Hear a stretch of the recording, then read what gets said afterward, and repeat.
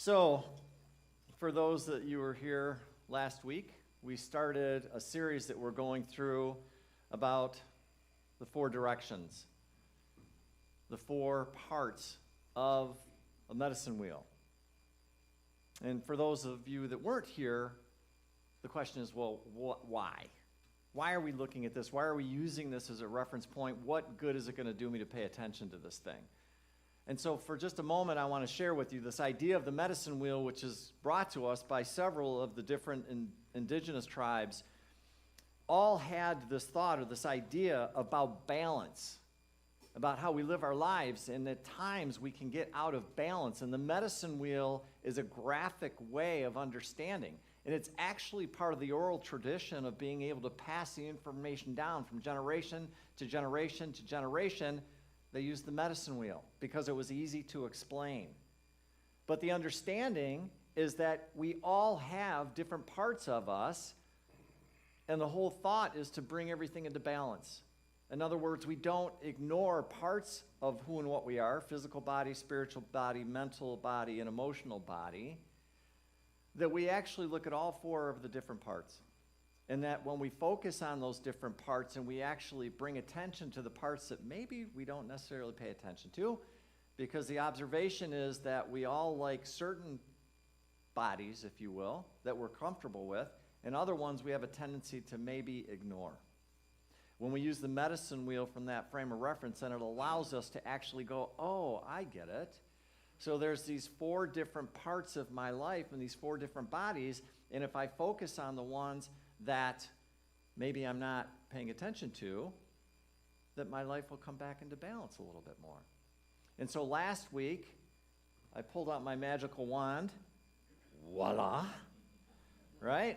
So last week, we talked about the spiritual body. And we talked about the spiritual body and how the spiritual body is about the spring. It's not physical, right? And it talks about this idea of when you're in this physical body, that, or the spiritual body, that it has nothing at all to deal with anything other than spirit and all the fun things. And I talked about this idea that unity is really, really good at the spiritual body. We are really, really good at the spiritual body, right?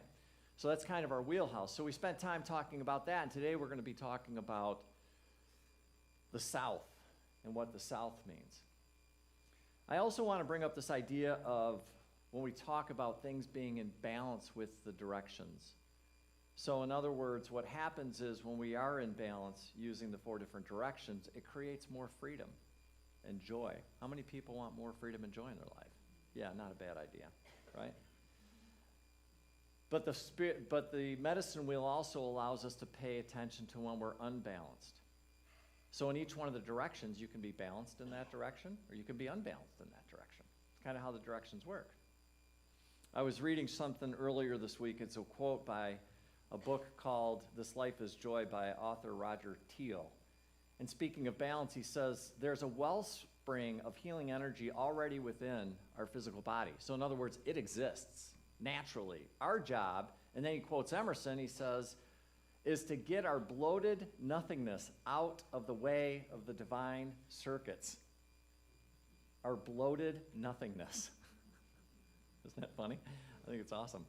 When we create an energetic frequency of peace, love, and well-being throughout our lives, then the quantum phenomenon that is the body, that's this beautiful creation of God, it's our spacesuit. And if we can just get out of our way, if we quit dumping a bunch of garbage into our head, then all of a sudden what happens is the body can naturally reveal its balance and perfect operation in light. I'm going to say that again. So when we get out of the way, when we get out of our bloated nothingness, the body can naturally reveal its balance in perfect operation and its light.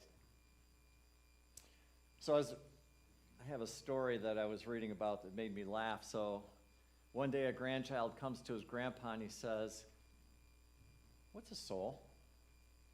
What is a soul?" And the grandpa told him a story that he heard a long time ago from his own grandpa. And he says, it's said that there's 3 I in a human, which support and guides them throughout their entire life. The first eye is the coldest. It is seen by everybody surrounding the person. The second eye is the warmest, and it's only seen by the people that are closest to you. The first and the second eye always argue for power over the person, and this battle awakens doubt and fear in us. And only the third eye can reconcile and find a compromise between the first two. No one can see it. Sometimes we're unaware of its existence, but it's always with us, always. And the little boy said, well, I never heard about that. Tell me about it, Grandpa. Grandpa smiled in answer and he said, the first eye is the mind. If it takes over the second one, the person becomes calculative and cold. The second is the heart. If it wins, we become naive. Then it's easy to hurt and deceive us. The third eye is the soul. Only it can restore the balance that is within us. Only it. And so today, on the medicine wheel, we look at the south, right here. And again, for the south, it is the physical body. What are we doing with this physical body? The time of year, each direction has a time of year. It's summertime. The time of the day, it's daytime in this direction. The time of life is a child. Childlike is what this season brings. And last week I talked about the rite of passage that is on each side of this wheel. And so this rite of passage right here is birth, and this rite of passage right here is puberty. So the rite of passage, birth, puberty, encircles this direction. The south, when we enter that phase, guess what? It's all about moi. It's all about me. There is no other in this phase. Why? Because we were just born. It's like, oh my God, we're alive. Like, what do we do? We're trying to figure this whole thing out. So it's all about us. So I'm just going to read a little bit about this particular direction. So the south is all about the love of the body. It's sensual. There is no self-consciousness. None. This is the Garden of Eden before shame even came. A power of the south is the innocent, playful, trusting child in us all. We leap before we look because we're not old enough to know better. Pure innocence, absolute trust.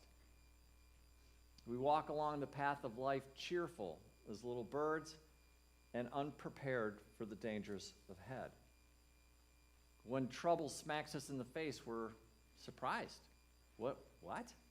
That doesn't exist as a child. What? There's no trouble here. Our needs are simple. Food, shelter, and goods and services that satisfy our bodily cravings.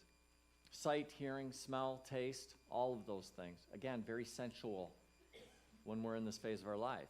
And touch. These things compose the music and the rhythms to which we dance through our experiences. And emotions. We're feeling our emotions here. The child in us feels emotions, hurts deeply and readily. We instinctively express fear, hostility, affection, joy, despair, revenge, pity, sorrow, gusto, fullness of heart, and all passions. It reminds me when we have our little babies. Do you think little babies are going to let you know what's going on? Do not little babies let you know what's going on? For anybody that's had a child, you know they will let you know what's going on that quick. Right? I want a bottle. Change my diaper. I'm not happy. Do this. Do that. I need some sleep. I don't need some sleep. I want to wake up. It's 1:30 in the morning and I want to play. Let's play. That's what the kids do, right? Yeah. Their actions are guided by the needs of the ego, but in a healthy way, in a good way, in the physical body. They're subject to the elemental emotions of fear, rage, jealousy, passiveness, and they are incapable of even seeking the well-being of others, because it's all about them in a very healthy and normal way when they're in balance, right? Don't take responsibility for your actions at all, and they act without thinking. Instinctively, we play competitive games of survival, some of which are violent in some cases by accident, but seeking the advantage over others in some cases. Again, we're small children. There is no other, very, very little. So when we're in balance in the South, what that looks like is innocence and playfulness. Innocence and playfulness. When we're out of balance, remember, in balance, out of balance, when we're unbalanced, it can turn into narcissism. It can turn into addiction, avoidance. It can turn into extreme attention to your body. Anybody ever know somebody like that? About the body? It's all about my body. It's all about my body. It's all about my body. And they forget everything else, so they become unbalanced. So, just like last week, I talked about, well, what are some of the things that you can do to help you get into balance or make sure that you're okay, that you're in balance? And I talked about this idea. And for the physical body, what can we do? Well, we can play. We can become childlike. We can go take walks in nature and connect again. We can dance. We can sing. We can go out there and take a sun bath. We can do those things that remind us of being a child. And I don't know about you, but as I get older, all of a sudden I'm realizing I'm forgetting how to play and have fun at times because life's so serious. That's what we got to do. And it's like, yeah, I know, Mike, but you also got to take the time to slow down a little bit and actually have some fun. Laugh once in a while. Play a little bit. Go out there. Sing in the rain. Dance. Grab somebody's hand. Go for a walk. And do that kind of stuff. The other things that I thought about as well is that when it comes to that idea of innocence and playfulness is stop thinking what others think about me. I often get so wrapped up into worrying about what other people think about me that I forget to be, me. Because I'm so worried about the response that somebody else is going to say something, and even though I'm having a good time, I better not have too good of a time. Right? And it's like you're so worried about what other people are thinking about you. It's like, can we just relax and have a good time? And laugh and sing and play, whatever that looks like. The other thing I thought about too, for me, was letting go of the shame and the guilt. Done. Have it. Get rid of it. Enough. I've had enough this lifetime. Tell you what, I've had so much shame and guilt this lifetime, I will take some of yours and we'll dump it because I've already done it. You don't have to do it anymore. No more shame. No more guilt. Enough. I often say here that shame and guilt are not tools for transformation. They are not. Don't let anybody ever tell you that they are. That's ridiculous. Shame and guilt, get rid of them. So I was thinking about this idea, and I started saying, okay, Mike, well, you're up there talking about these directions. How can you apply it to your own life? And so I thought about the South, and I went back to the statement that I read, right? This is the Garden of Eden before shame. A power of the South is the innocent, playful, trusting of the child that's in us all. Innocence, playful, trusting. And I started thinking about that. I threw in laughter. Playful, laughter kind of go hand in hand, right? So I started thinking about that. And I thought, well, what are some of the questions that I could ask myself to see if I'm really following this? And I thought to myself, innocence. This has been a big one for me for about a year now. And it's this idea of seeing myself through the eyes of innocence. Do I really see myself through the eyes of innocence? Spoiler alert, that's how God sees you. God sees you as innocent. You are wholly innocent. And so it takes a minute to understand that, to really, am I really looking at myself through the eyes of innocence? My answer was, most of the time, not so much. Now I'm getting better. I am. I'm getting better at it. But that's certainly not where I came from, because after all, I was born in original sin, right? That was what was handed down to me. Bum, bum, bum, bum, bum, bum, bum. Playful. Do I still have a playful spirit? And I think I kind of do. But is there room for it? Could I be more playful? Right? Laughter. Do I laugh often? And then trusting. Do I trust life? Do I trust God? Do I trust myself? Do I trust others? And so what I did was I decided to give myself a grade. That's what I did. So I looked at each one of these categories, and I said, innocence. How good am I at looking at myself through the eyes of innocence? I gave myself about a C, which is really funny if you think about it. It means I'm judging myself, so that kind of shoots that right you know where, right? But I mean, I think you can relate to that, right? Seeing yourself through the eyes of innocence is not an easy thing to do, because that means you accept all of who and what you are, warts and all. That means really being able to look at yourself and say, I love you. All of you. Not the parts I don't want to tell anybody about. Not the parts of me that I'm not proud of. All of you. Looking at yourself through the eyes of innocence. Playful. I gave myself a B. I like to have a good time. I do. Laughter. I'm going to say a B- on that one. I need more laughter in my life. I like to laugh. Don't take me wrong.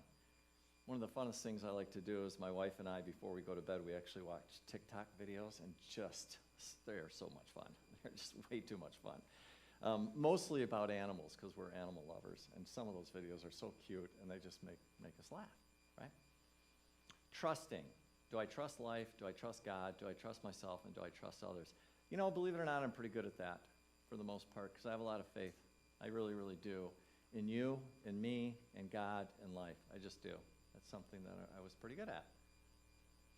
So when I looked at this list, I thought, okay, so you've got some work to do. Okay, cool. So what could I do in those areas where I want to do some more work? And that was simple. So I thought to myself, well, how about go back to the lesson, which has become more childlike, have more fun, laugh a little bit more, play a little bit more, right? Stop worrying about what other people think of me. Letting go of shame or guilt would be not a bad place to start. Actually, I would say put that close to the top.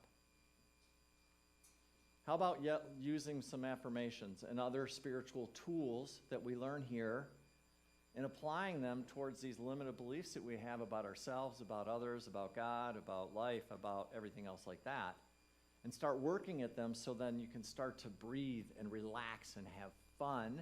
Because when you're in a state and you're balanced, which is what all this is coming down to, guess what? You relax, you start to breathe, you start to have fun, and you realize, wow, this is really what God meant us and how God meant us to live. Life is not meant to be a struggle. It is not. If it is, you've bought something from somebody that sold you a bag of goods. It's not true. When you are living and you're in balance and you're living connected to your heart and soul and you're living connected to the divine, you will start having an amazingly good time. And you'll start to understand, whoa, wait a minute. I am a co-creator with the divine, and when I can give myself permission to relax and don't think I'm all these negative bad things that I told I was by who knows where, and I can let all that go, and all of a sudden I can look at my life, I can actually start making decisions and create the life that I want. And the answer is yes, you can. You mean I don't have to create the life that somebody else wants me to live? No. You mean I can really step into my power as a powerful creator that you really are? And when you understand that, all of a sudden you get to create whatever it is that you want in your life. That is how we are meant to live. We are not meant to be a victim. So many people live a victim mentality. When you do, you're taking your power, your divine spark that's inside of each and every one of us, and you go, here you go, you take it. And guess where your power goes? Right out the door. But when you slow down and you start to do some of the things that we talk about, whoopsie, my microphone just fell off. And you start to, there we go, that's better. When you start to play with this stuff, when you start to trust yourself, when you start to love yourself, because that's what all this comes down to, is actually loving yourself. You love yourself enough that you'll give yourself the time to do whatever it is that you need to do to heal yourself, to move forward in your life so that you can stand in that powerful position and go bring it. Let's go. And then life starts to become fun. And then you start meeting people, and you start talking to people, and you start doing fun things, and you start creating fun things. Whatever that looks like for you, and we're all different. I say this every single time I get up here. That path, that journey that I'm talking about is different for each and every one of us. Completely different. And my challenge to you is go figure out what that looks like for you. Because it's there. But you know what? It's not going to show up. Someone's not going to go, here, Phyllis, here's your tight little box. Here's exactly what you need to do. Stay in the box and follow the directions. That's not how it works, folks. It's not. That's not how Spirit works. Spirit is there. It's always there. It's always on. But we have to slow down enough to connect. It speaks a very quiet language. Very quiet. And you got to shut this thing down. And you got to turn this thing up. That's how it works. But we're not taught that. If anything, I would argue that we're taught to ignore it. We're taught to ignore it. So here, we're gonna give you this box. Here's all the directions. Stay in the box, and the box has nothing to do with connecting with your heart, your divinity, your soul. In very few cases. Some would say that was done very intentionally.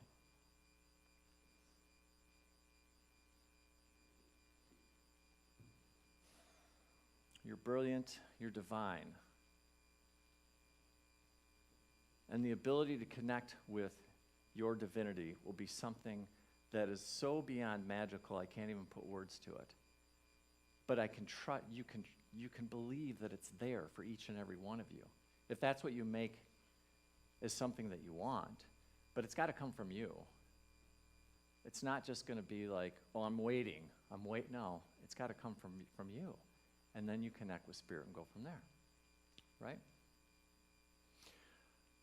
One other thing that I want to mention is this idea of we're in the physical body, right? So then I had to ask myself about the physical body. Well, am I taking care of my physical body? Am I taking care of it? Like, do I move it? Do I stretch it? Do I feed it nourishing foods? Do I rest it enough? Do I give it enough water? Do I let it know how much I love it? Do I take care of my body to the best of my ability? So it's not just all these other things, but it's also taking care of the body itself, right? And then I started thinking about the things that I could do to actually take care of myself a little bit better. So, what I want to do is a little exercise with you for just a few minutes. And if I could have the ushers please pass out a piece of paper and some pens. And what we're going to do is we're going to go into just a little bit of quiet time, a little bit of reflection time. And I am going to ask you some questions, the same ones that I put up there a few minutes ago, the ones that I talked about. And I'm going to have you think about this process that I went through and see what comes up for you in this process. So we're passing out pieces of paper. People at home, you might want to get a piece of paper and a pen or a pencil. How many people came here this morning thinking like, oh, I know Mike, he's going to give us a homework assignment. You're going to do work when you come in here sometimes, folks. That's just the way we roll. It's all good. So what we're going to do is we're going to just get quiet for a moment. So if you can, just close your eyes for just a second. And I just want you to imagine getting still. Ray. Play. And just connecting with yourself. And you're going to give yourself permission to be honest with yourself. And when you do this, there's going to be no shame, no guilt, no blame. Zero. We're coming at this compassionately. We're looking at ourselves through the eyes of innocence.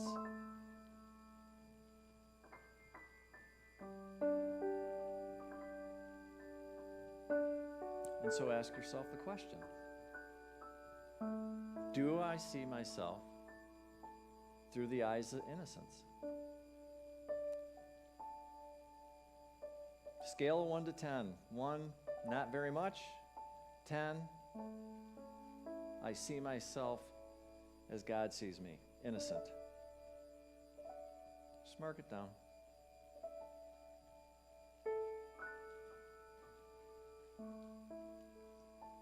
Keep the first answer. Don't second guess yourself. Just write it down. Playful. Am I playful? Scale of 1 to 10. How playful am I?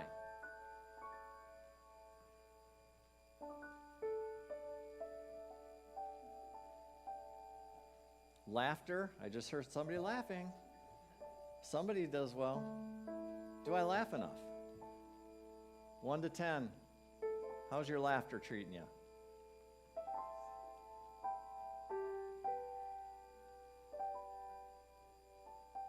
Trust. How are you trusting? Do you trust yourself? Do you trust life? Do you trust God? Do you trust others? And who knows, maybe each one of those has its own answer. It's possible. Right.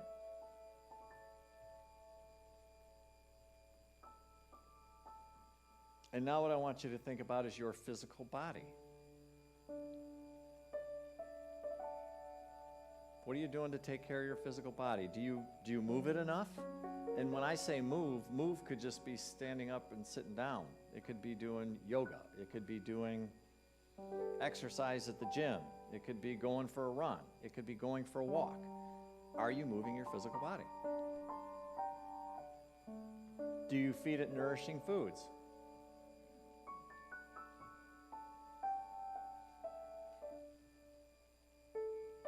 How about rest? Are you getting enough rest?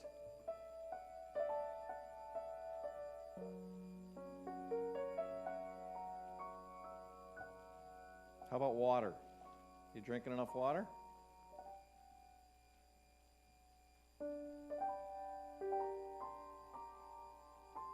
And lastly, do you let it know how much you love it?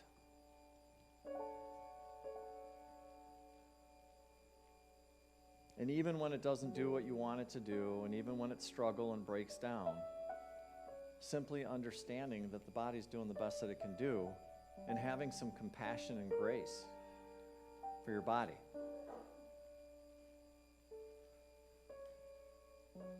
And accepting your body as it is.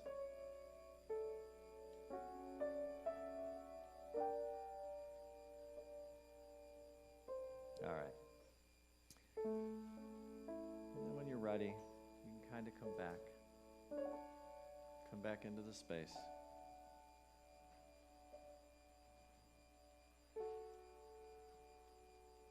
So how was that? Did you learn anything about yourself? Yeah. So in the spirit of the medicine wheel, we're looking at these parts, this playfulness, this innocence,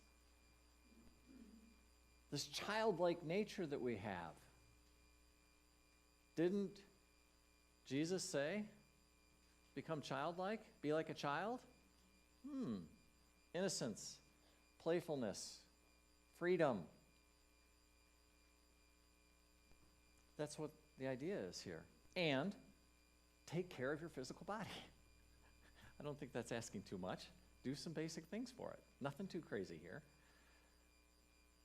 And so that is the south. That is the medicine wheel. That is the direction where we focus on the physical body. So, just like I just did with the physical body, when you start thinking about these directions, and by the way, I'm going to be off for a couple of weeks, and then when I come back, we're going to look at the West. In my opinion, the West is the most one that is forgotten and ignored. It's the emotional body. I can't wait to dive into that one. I'm really excited about that. But as we go through this process, I'm going to challenge you to start looking and using this idea of balance in the medicine wheel to look at your own life. Because if we sit here and we learn this stuff, but we don't do anything with it, then that's just entertainment. But if you actually want to change and transform, you actually have to do something with the information. And so, yeah, come here and get all fired up and everything else like that, and I'll do the best I can to inspire and motivate you to do that. And always going to have a spiritual component in it, right? Always. But then there's also the work that's ours to do. This gives us a very objective way of looking at our life and just saying, hey, how am I doing in these different areas? And is there something I need to work on a little bit? And so you can literally take, and as we go through this, I'll keep reminding you of the process. It's just pick a direction, in this case, the south, the body, and then spend the time, like when you go home today, I honestly hope you can take the stuff that we just went through, and was there anything that really stuck out to you that made you go, I'm not really that playful. I have a really difficult time seeing myself through the eyes of innocence. Maybe I need to look at that. Maybe I need to start applying some different things and some spiritual tools off my spiritual tool belt to help me become more in balance in that particular area of my life. Right? And then look at it and just ask yourself, am I in balance or am I out of balance within this thing? And then add some practices. The other thing that I would suggest is that it's not just the bodies, but you can actually look at the different parts of your life. You can apply the medicine wheel to, I don't know, your relationships. Well, that's crazy. How about your health? How about your finances? How about your career? And. So in other words, you can take the medicine wheel concept and apply it to anything that's out there. And it'll make a difference. Right?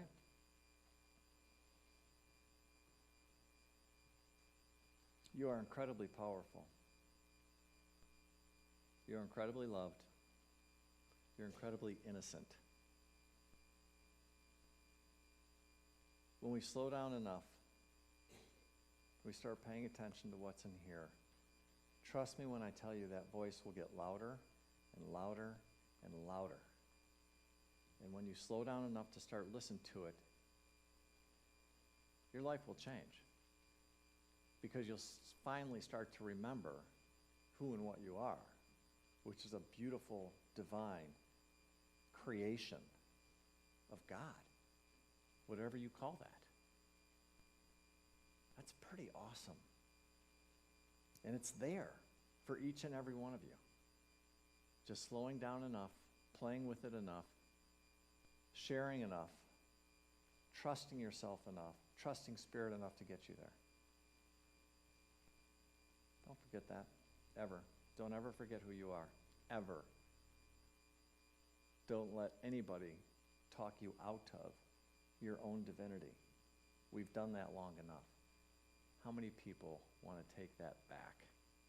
I would hope to God every single room, every single hand in this room would go up, right? Thank you for being you. Thank you for showing up.